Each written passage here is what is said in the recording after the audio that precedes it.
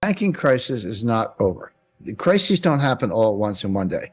They emerge, regulators deal with them, the other new investors come in, they go, it's all good, we got this under control, and then there's a quiet period, and then they just pop back up again. It's because they were never fixed in the first place. Let me explain why the banking crisis is not over.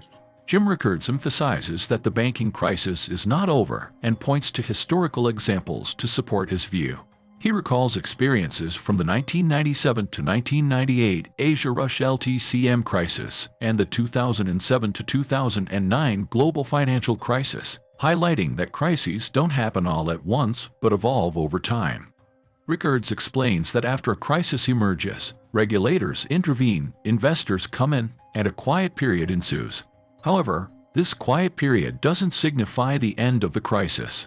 Instead, it indicates a temporary patching up of the situation. He stresses the importance of understanding that crises have quiet periods in between before resurfacing. Drawing parallels to the recent events in 2023, Rickards mentions the sequence of failures in March and May, including significant entities like Credit Suisse. He introduces the concept of downward sloping yield curves, signaling that wholesale money anticipates a recession or financial crisis. This expectation reflects a belief that interest rates will decline and investors seek the safety of longer-term investments. And for here, we're going to use a little financial history, which is underrated, but in my view, extremely valuable. Maybe just because I've been around long enough.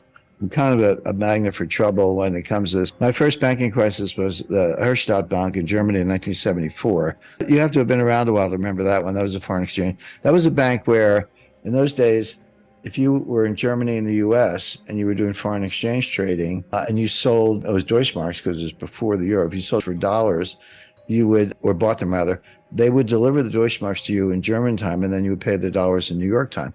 They failed in between. They got all the Deutschmarks, but they never paid the dollars because they failed in the middle of the day. And that started a crisis. But anyway, it's a long list. But let me point to two in particular. So the first one I had some front row seat, 1997, 1998, the Asia-Russia LTCM financial crisis. Now, what people don't realize, people remember September 1998, LTCM's about to go under $1.3 trillion in derivatives. That's back when a trillion was real money. The Fed had no interest in bailing out a hedge fund. I was there. I was their lawyer. We didn't expect a bailout. We're like, why would the Fed bail out us? Why would the Fed do that? Well, the answer was, it wasn't about us. It was about the 19 banks that were going to fail if we failed, because they're dealers. So if they sell us, $1.3 trillion of derivatives, which they did, they buy them from the other side. And they're relying on the fact that they have a two-sided position and they make a spread. That's what they do. If one side of the trade goes away, all of a sudden they're net short. They're naked on the other side, and they got to go out and sell stocks, like $15 billion worth of stocks, to cover the fact that they were long that much on their side of the swap. Well, I can tell you what $15 billion of fire sales stocks will do to the stock market if they would have closed the New York Stock Exchange, and a lot else beside.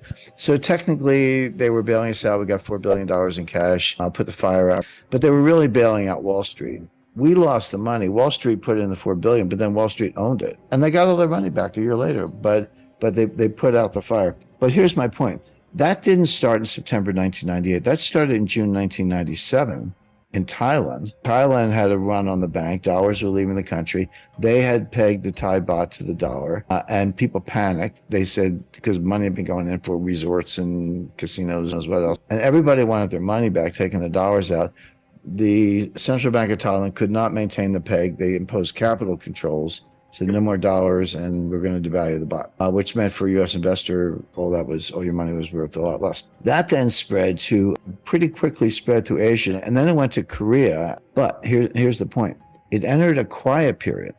In December, January, February, things calmed down, and everyone said, it's okay. And by the long-term capital was fine. At the time, we were like looking into Asia for investment opportunities. But then it came back in April in a small way, because Sandy Weil was selling. He was merging Citi and Travel. And he told the Solomon guys, I don't want any volatility in earnings because I don't want to mess up this deal. So you guys have to reduce your books. But the process of Solomon getting out of swaps widened the spreads. We're sitting there long term like, hey, spreads are blowing out, buy more. And then, of course, it came to a head in August. Russia defaulted on their internal debt, their external debt, and devalued the ruble. It was like a trifecta. And then that caused a panic, and then it got worse. And then finally the bailout at the end of September. But my point is that took a year and almost a year and a half. It was a long quiet period in the middle. So just when you see a crisis evolving and then there's a quiet period, don't assume it's over. It just means that things have been patched up, but it's still percolating below the surface.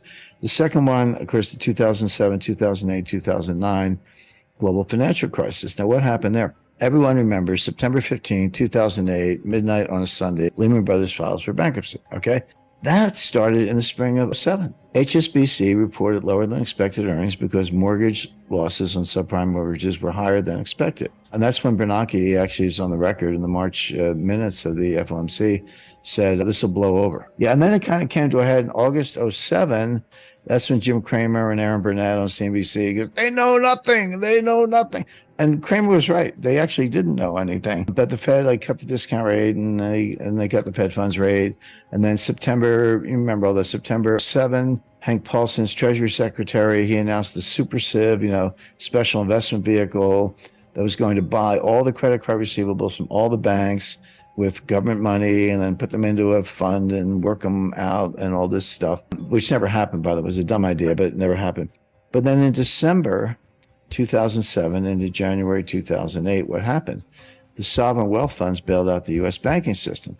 Abu Dhabi, and they were capped at 10%, but Abu Dhabi bought 10% of Citi, Temasek in Singapore bought, I think, 10% of Morgan Stanley, Kuwait Investment Fund. One by one, those sovereign wealth funds bailed out the U.S. banking system. So January, all good. February, it's all good. What happens in March? Bear Stearns blows up because it wasn't all good. That was the point. By the way, if you ever see a CEO saying it's all good, get your money out then. It's not that they're lying. It's just that they don't realize how quickly things can change. So then, okay, so March, Bear Stearns blows up. What happens in June? Fannie Mae. What happens in July? Freddie Mac. What happened in August? The Congress passed legislation bailing out Fannie Mae and Freddie Mac. So once again, this is your second quiet period. It's all good. The Congress saved the day. Even though Bear Stearns, Fannie, and Freddie had just blown up, the Congress, in theory, bailed them out. It was all good. And that lasted about a month. And then September, here comes Lehman. So my point is, financial crisis can have one or more quiet periods. In fact, they usually do. Everyone remembers that when the Krakatoa erupted, but they don't know when the shaking began. They forget that these things usually have a year or longer. So if that's the case, and it is the case, those are just the facts, what should we say about the 2023 banking crisis? Well, we had this, again, March 9th, March 10th, March 12th, March 19th, May 1st, this sequence of failures, big ones, including Credit Suisse, we're in the quiet phase. Everyone thinks it's all good. So let's put a finer point on that, and I'll go through this quickly. Downward sloping yield curves. Now, that yield curve is just the x-axis are the maturities, the y-axis is the interest rates. Yield curves are supposed to be upward sloping. The longer the maturity, the more interest you're supposed to get. If I'm lending to you for 1 month, I want a certain rate. If I'm lending to you for 10 years, I want a higher rate because I'm taking more risk, more bad things can happen. Well, the yield curves are actually going down. What does that mean? It means that the big money, the wholesale money, expects a recession, maybe a financial crisis, and they think interest rates are going to drop like a rock. So why would I take less on my 10-year note than on my 1-month Treasury bill?